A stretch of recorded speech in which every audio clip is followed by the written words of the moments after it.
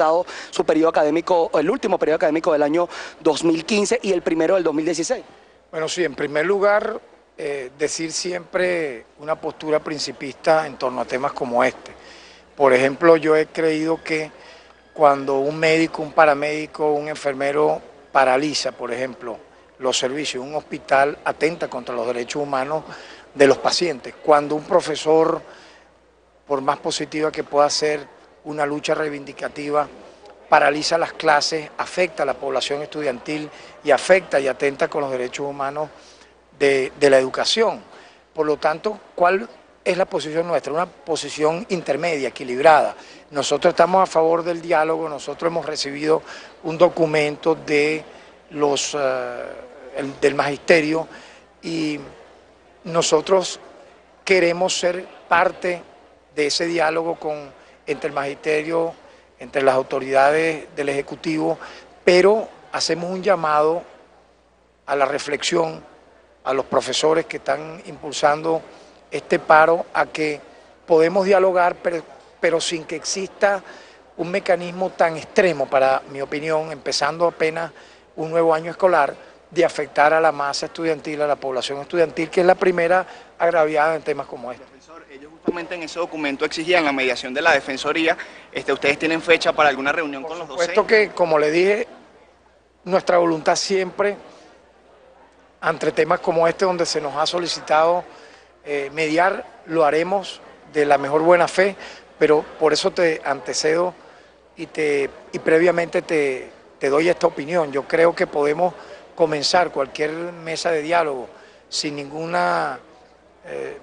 problema, pero que no exista esa amenaza, que no exista esa presión tan cruenta finalmente, que afecta el derecho al estudio y el derecho a recibir clases de unos estudiantes, incluso muchos de ellos que están a punto de graduarse o que están en el inicio de su año escolar. Defensor, el día de ayer, integrantes de la bancada del Partido Socialista Unido de Venezuela fueron a la Fiscalía se dio una denuncia en contra de Lorenzo Mendoza y el economista Ricardo Hoffman.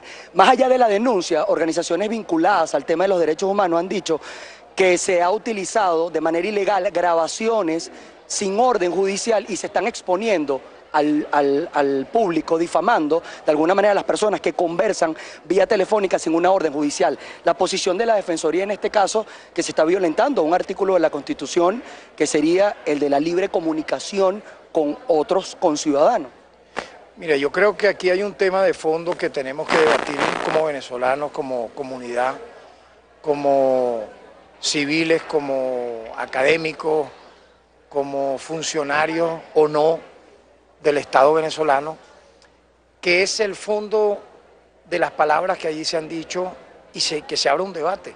Por ejemplo, ahí en esa conversación que tú citas se habla de manera taxativa de una especie de llamado y exhorto y negociación entre particulares que no tienen funciones de Estado para, en ese caso, asumir la representatividad institucional de Venezuela, de acudir al Fondo Monetario Internacional para presuntamente negociar nada más y nada menos que el préstamo de una suma cercana a los 60.000 o 70.000 millones de dólares. ¿Bajo qué premisa pueden dos particulares, uno de ellos un empresario que el propio Estado venezolano, según cifras divulgadas, le ha otorgado 5.000 millones de dólares preferenciales para él impulsar sus empresas y luego referir que no tiene cómo producir lo que el propio Estado venezolano le ha dado? Más allá de ello, el Fondo Monetario Internacional, cuando entró a Venezuela por la puerta trasera en el año de 1989, causó 3.000 muertos en menos de 3 días, cuyos familiares aún están clamando por justicia. Se llenó el Cementerio General del Sur de fosas clandestinas porque se quiso imponer una receta.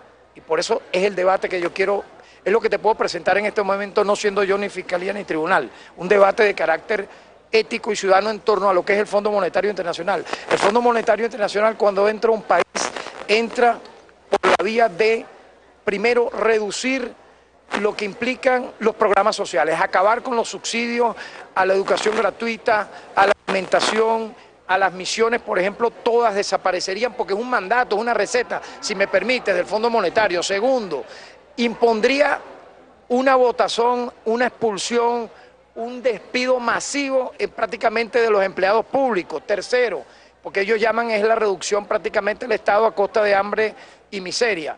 Y luego te endeudan, que te dan el préstamo para que tú prácticamente pagues 40 veces más el préstamo que te dieron a costa de los muertos que ellos puedan tener. Entonces Venezuela tiene una extremada y negativa y malísima experiencia en torno a lo que significa la receta del Fondo Monetario. Veamos las privatizaciones que han ocurrido en países y la quiebra de esos países luego que ha entrado el Fondo Monetario. Entonces ese es el tema que yo te puedo adelantar, no siendo en este caso la Defensoría del Pueblo, si me permite, permíteme, si no me dejan terminar de desarrollar la idea. Ciudadanos venezolanos, en este caso parlamentarios, han creído pertinente presentar dicha conversación al Ministerio Público, que va a evaluar lo que ustedes me están preguntando.